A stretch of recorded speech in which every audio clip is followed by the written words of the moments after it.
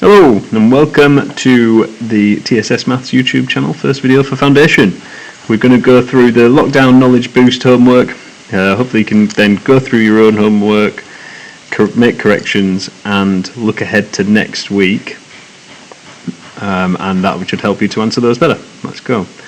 So the first one, we're looking and we've got parallel lines.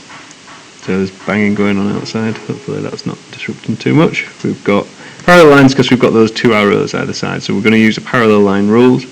But with any angle problem, just start trying to fill in any angle that you can. So look for the easiest ones. It says give you reasons, so we're going to write those out, but we're just going to work out whatever we can. So we've got 41 and 60 there for those two separate angles. So we know that together, add those up, we're going to get 101. If that angle there is 101, then this angle, not sure if it's any good to me yet, but that angle I can work out. Angles on a straight line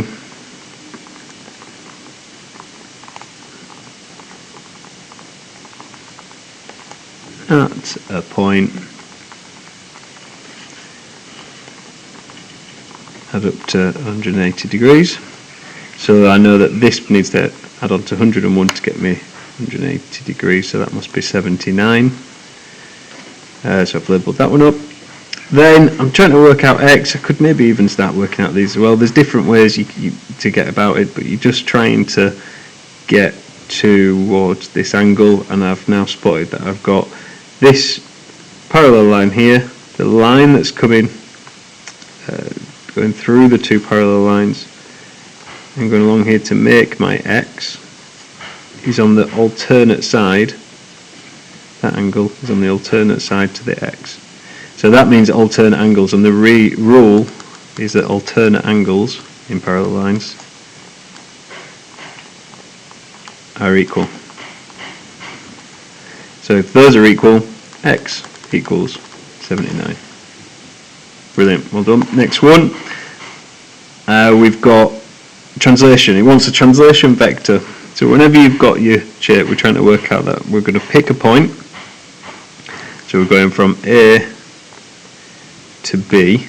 So I've just highlighted a point on that shape. You can pick any. It's just easier to work with points rather than the shape.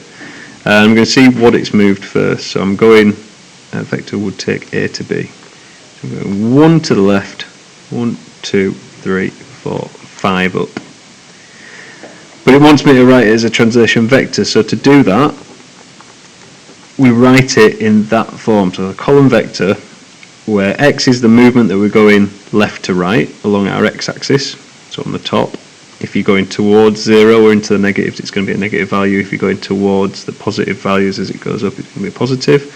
And y is what you move up or down. Up positive, down negative. So for this one, because I've gone 1 to the left, I'm moving 1 to the negative direction. So I'm going -1, and I'm going 5 up, so it's +5. And that's your answer, -1, 5.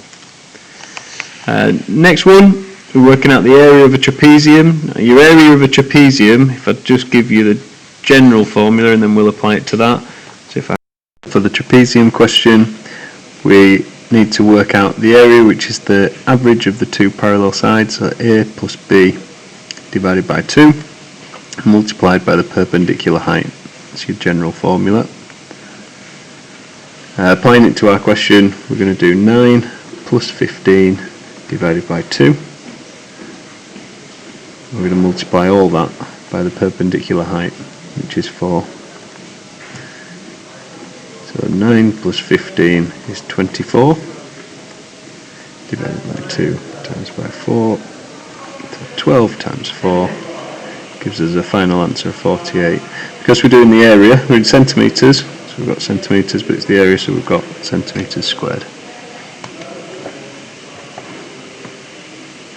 Squared. We're given the radius. Remember, the radius goes from the edge to the centre. So for this one, I'm just doing pi times by 5 squared. If we get the calculator, 5 times by, pi. So shift and then the little times 10, the X button at the bottom, that little yellow pi sign above. If you press shift and that button, that'll come onto your display. Times by 5 squared It tells us 25 pi, which is fine, and if the question said give it in terms of pi, that'd be it. We're just going to work it out and put 78. Obviously, if it said to so many decimal places, so if it said give to 1 decimal place, then we'd do 78.5. We'd say that to 1 decimal place. Okay, didn't say in the question, so any of those 3 answers really are fine. You've shown that you know how to work out the area of a circle. Next one, we've got a right angle triangle with lengths. So if we've got a right angle triangle and we've got the lengths given, you're trying to work out a length, it's Pythagoras. Now, Pythagoras, if I just label these up, A, B and C, Pythagoras' theorem says A squared plus B squared equals C squared. So what that means is the shorter side squared plus the other shorter side squared equals the longest side squared, and the longest side is always opposite your right angle. So in this terms it's x. So using those numbers, we've got A squared is 3 squared plus 4 squared equals this length, which is x squared. You can work that out, you can put it in the calculator, but for this one I think we can do it without. So 9 plus 16 equals x squared. So 25 equals x squared. If that's x squared, I need to square root it. The square root of 25, x must equal 5. If you square rooted that, you'd have plus or minus 5 because it's a length. We're just interested in our positive value, and it's in centimetres. Okay, question 6. Quite a lot on question 6. So I'm going to use the book underneath here. We're working out mean, mode, median and range. So lots of knowledge for the list of numbers that we've got. So for your mean, we're going to add them all up, divide it by how many there are. So I'm going to type in 4 plus 9 plus 7 plus 10 plus 5, all divided by 5 because there are 5 numbers there. Type that in, 4 plus 9 plus 5, so that is 7. Median, mode next as it listed out. Mode is your most frequent, so what appears the most. So actually none of those do, they're all different, so there's no mode for this first one. If there was 2 of one number, 1 of everything else, then the one that there was 2 of would be a mode. Then median. So the median is, we've got to order them first and then we pick the middle one. So put them in order from smallest to biggest. 5, 7, 9 and 10. Going in from the outside, so we've got 10, the 10 and the 4, the 5 and the 9 leaves 7 in the middle. You could cross them out. I'll just circle it from there where we can see. If we had an even number, then obviously we wouldn't have a number in the middle, so you might have to go in between 2 of them, but we'll see that in a later week. So the middle number is 7, so the median therefore is 7. The next bit, what was I doing? Mean, mode, median, range. The range is the biggest takeover the smallest, so we've got them in order of size there anyway. So it's 10 minus 4 equals 6. So the spread of the data is 6, the biggest to the smallest. Median, which is a form of average, is 7. Mode is another average, but there's no mode there. And the mean is also 7, which is another average that we can use. We need to know how to do each one. Very good. On the other side, a few more questions left, and all of these would be quite a few marks on an exam. So it's really good that if we can master a couple more of these skills, it should be guaranteed marks then when you come to do your next paper. We've got top one, question 7 is a two-way table. There's lots of information. We've been given a table to start to fill in, so we just need to try and go through each line and use that information and then fill in the rest of the values. We've got 50 children were asked if they wanted to go bowling or to the cinema. So 50 is our total, not the total girls, boys, those, the total of everything. So I'm putting that in the bottom corner. I've got 17 girls and 11 boys wanted to go bowling. So 17 girls and 11 boys wanted to go bowling, making sure I put them in the right columns. 12 boys wanted to go to the cinema. So I've used each of those sentences, I've put them into my diagram. then can start to work some of these out. If ever we've just got one space on a row or a column, we can work that value out. So here we'd want the total going bowling. We've got 11 and 17. Add those together, going to get 28. We add the total column along the top.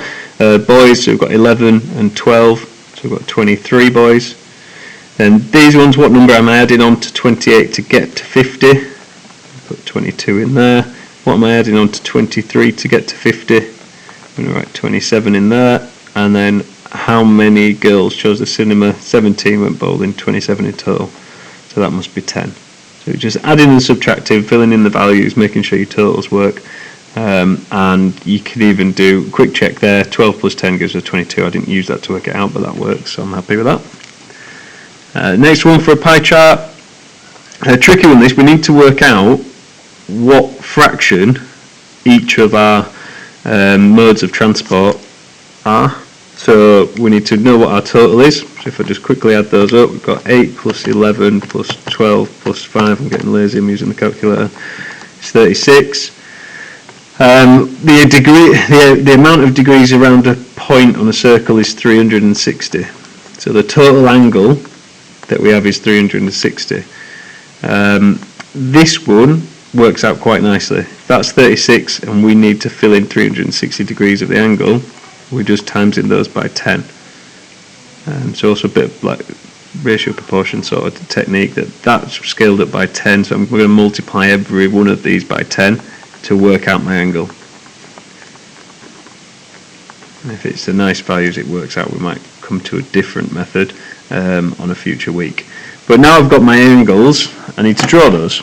So I get my protractor, ruler, and I don't really need a ruler, I'll use the straight edge of here, but I've got my start of my circle drawn, so I'm going to do each of them as I'm going round. We need to make sure that on the protractor, the little semicircle, the centre is at the bottom of the line and the line joins up. So I'm going to go around, we've got the first one which is car, which is 80, so follow my protractor round, 80 there. Not the best that these papers that I've given you are smaller, they're shrunk down. It might be that your protractor's going over the page a little bit, so just maybe take a bigger sheet of paper, use it carefully. On the test they would be the size of an A4 page, so you wouldn't have that issue, just being tight and not doing loads of printing. If we draw that then, so I've got my straight line, straight edge, and I've recorded the 80 degrees. I can make a point of that there and say that that one was the first one, which is car, so I'm going to write that in. The next one, again making sure my centre's at the middle, the line that is going along is lined up with my the one that I've just drawn, and I'm starting at 0 on my protractor.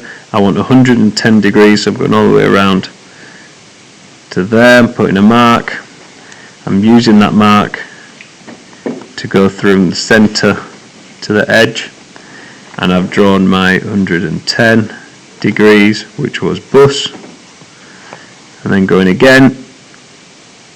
You get the idea, we keep repeating this, 120 degrees, so start on 0, go around to 120 from the centre through that point that I've just drawn, 120 degrees. That is the walking, and then that should leave us with 50. Double check, just measure that angle. So from the centre there, going using the 0, going around to 50. That's right. So now I've drawn each of those right. Sometimes you might be like 1 degree out, just from where you've been drawing your lines. That is fine. You've got a little bit of tolerance. And you could draw these in different sections. It doesn't have to be in that order. I just chose to work around clockwise as I was doing each one. So if you've got it in a different order but your angles are drawn correctly, that's fine. Alright, not that many now, just a couple more left. Lights have just gone out on me, but you can still see. We've got the bar chart shows the ages of children in the youth club. What is the modal age, what is the range of the ages, and what fraction of the children are 11. So we've got a bar chart given, we're figuring out what this means. So you've got your different ages along the bottom. Frequency is how many of that ages, so there are 3 10-year-olds, there are, reading off that, 6 11-year-olds, and so on. The modal age, we've done that just before, it's the most frequent, so I want to know what's the most frequent age group. Well, it's the one with the tallest bar chart of 8 there, but my answer's not 8, the answer's always age. The answer is the whatever the data is. Frequency is just your amount. We need to have it in age, so the answer's 12. So for A, we've got 12. The next one, what is the range of the ages? We need what's the youngest and what's the oldest? 10 and 15. So we've got 15 minus 10 to get our range of 5. What fraction of children are 11?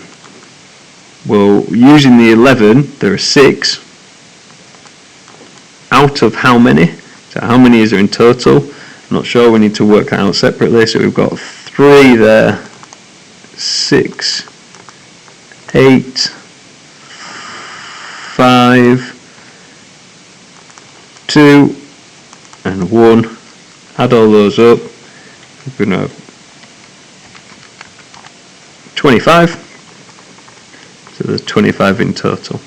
So your fraction, what fraction of children are 11? I've got my number that are 11, which is 6, and 25 being the total, which I've had to work out by reading off my frequencies.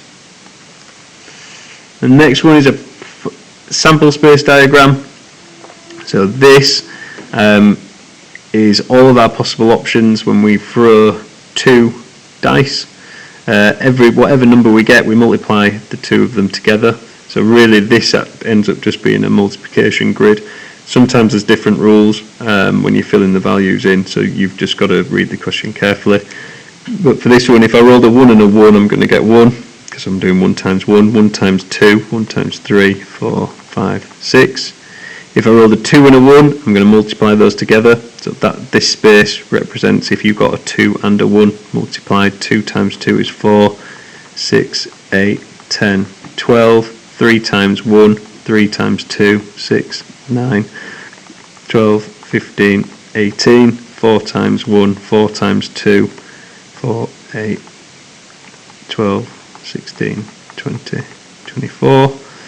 Again, 5 times 2, 5, 10, 15, 20, 25, 30. 5 times 6 is 30. That's all we're doing. 6 times 1, 6, 12, 18, 24, 30. 6 times 6, 36. And that's it. Filled in the values. That's all we need to do. It's just being able to fill in all of the outcomes possible. And last question, well done for sticking in this long. This will really benefit you in future weeks, and you can follow the videos. You're not going to spend as long doing the future ones. You can just skip to the question that you need. Esme takes the bus to university 40 times during the term. The relative frequency of the bus being late is 0.3. How many times is the bus late? Now, relative frequency is a form of probability. It's an experimental probability, so they've taken in data, they've figured out that at 0.3 times the bus is late. So we're going to use that and the amount of times that we're going to estimate, or for this work out even exactly how many times it was late. So 0.3 times by 40. So all we do, just multiply those together. Which is